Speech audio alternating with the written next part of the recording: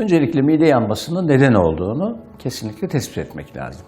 Kesin tanı konduktan sonra alttaki nedenlere bağlı olarak mide yanmasının en sık nedeni reflü hastalığıdır. Dolayısıyla reflü hastalığını tedavi etmek lazım. Reflü tedavisi biraz uzunca bir konu tabii ki. Yani reflünün tıbbi tedavisi var.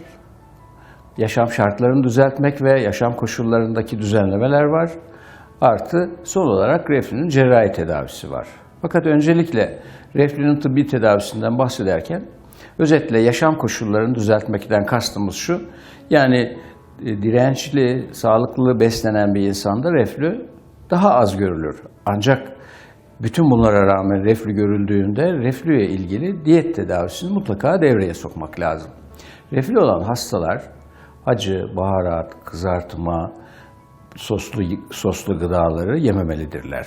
Özellikle asitli içecekler, kola, fanta tarzında içecekler, turşu gibi özellikle içinde hem ekşi yani asit hem de acı içeren yiyecekler mide yanmasını yani reflüyü şikayetlerini artıran, provoke eden nedenlerdir. Bu nedenle reflü olan bir hastanın muhakkak diyet yapması lazım.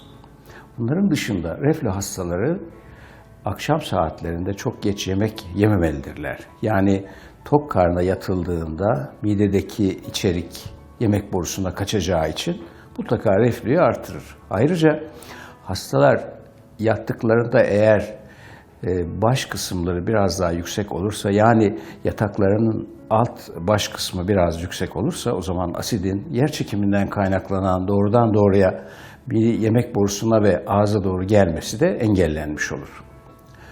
Son olarak da reflüden kaynaklanan şikayetler eğer bütün bu tıbbi tedavi, tabi ilaç tedavisi var.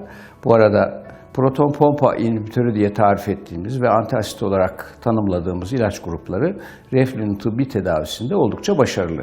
Ve hastalar bu ilaçları kullandıklarında gayet rahat ederler.